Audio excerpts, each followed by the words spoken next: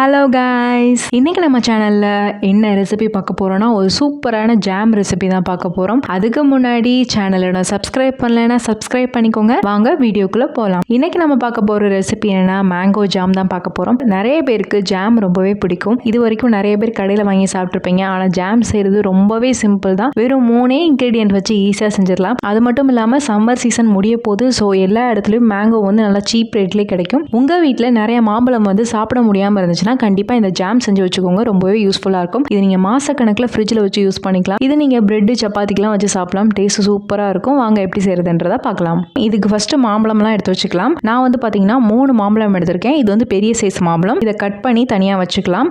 இதை வந்து இந்த மாதிரி சின்ன சின்னதாக கட் பண்ணி வச்சுக்கோங்க. அப்போனா தான் ஈஸியா வந்து நல்லா ஃபைனா அரைஞ்சு வரும். இல்லைன்னா அங்கங்க கட்டி கட்டியா இருக்கும். ஸோ வந்து தண்ணி ஊத்தாம இதை வந்து ஒரு மிக்ஸி ஜார்லயோ பிளெண்டர்லயோ போட்டு நல்லா ஃபைனா அரைச்சு எடுத்து வச்சுக்கோங்க. தண்ணி ஆட் பண்ண தேவையில்லை, இதுவே போதும். இப்போ இந்த மாதிரி நல்லா ஃபைனா அரைச்சு எடுத்துட்டு ஒரு பேன்ல ஸ்டவ் ஆன் பண்ணிட்டு லோ ஃப்ளேம்ல வச்சுட்டு இது எல்லாமே ஆட் பண்ணிக்கோங்க. மாம்பழத்தை ஆட் பண்ணிட்டு நல்லா வந்து கிண்டி விட்டுக்கோங்க. இப்போ இந்த ஜாம் செய்யறதுக்கு நான் 1/2 கப் அளவுக்கு சுகர் எடுத்திருக்கேன். மாம்பழத்தோட இனிப்பு பார்த்துட்டு நீங்க சர்க்கரை வந்து கூடவோ குறைச்சோ ஆட் பண்ணிக்கலாம். சர்க்கரை வேண்டவே வேண்டாம்னு நினைச்சீங்கன்னா நீங்க வெல்லமோ நாட்டு சர்க்கரையோ தண்ணியில கரைச்சிட்டு அதுக்கப்புறம் வடிகட்டிட்டு ஆட் பண்ணிக்கோங்க. இப்போ இது எல்லாத்தையுமே சேர்த்துட்டு டேஸ்ட்டுக்கு ஒரு சிட்டிகை வந்து உப்பு ஆட் பண்ணிக்கோங்க. நல்லா டேஸ்ட் என்ஹான்ஸ் பண்ணி கொடுக்கும். இப்போ இது எல்லாத்தையுமே சேர்த்து நல்லா மிக்ஸ் பண்ணிக்கலாம். இதை நல்லா கிண்டிக்கிட்டே இருந்தீங்கன்னா நல்லா கெட்டிப்பட்டு வரும். இது நீங்க லோ ஃப்ளேம்ல தான் வச்சு கிண்டணும். ஹை ஃப்ளேம்ல வச்சீங்கன்னா சீக்கிரம் வந்து கீழே அடி பிடிக்க ஆரம்பிச்சிடும். அதனால லோ ஃப்ளேம்ல வச்சு நல்லா கிண்டிகிட்டே இருங்க. ஓரளவுக்கு நல்லா கொதிச்சு நல்லா கெட்டியா வந்த பின்னாடி ஒரு டேபிள் ஸ்பூன் அளவுக்கு லெமன் ஜூஸ் ஆட் பண்ணிக்கோங்க. லெமன் ஜூஸ் ஆட் பண்ணிட்டு நல்லா மிக்ஸ் பண்ணிக்கலாம். மிக்ஸ் பண்ணிட்டு ஒரு 10 நிமிஷத்துலேயே நல்லா இந்த மாதிரி கெட்டிப்பட்டு வந்துடும். இந்த அளவுக்கு நல்லா கெட்டியா வந்த பின்னாடி கொஞ்சமா எடுத்து ஒரு பிளேட்ல வந்து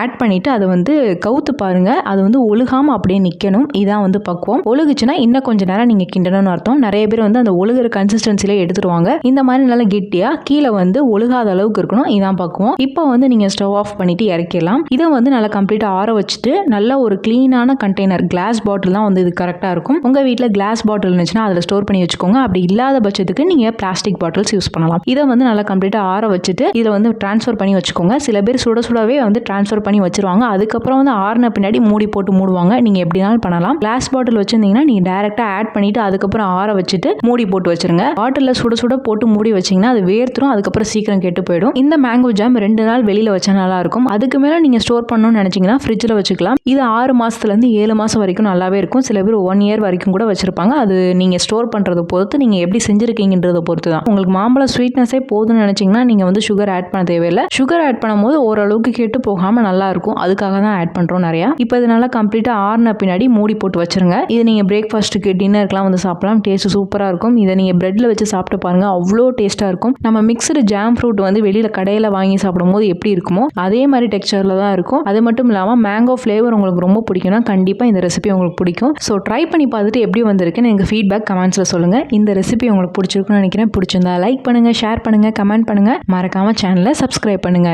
இன்னொரு வீடியோவில் பார்க்குறேன். பாய்.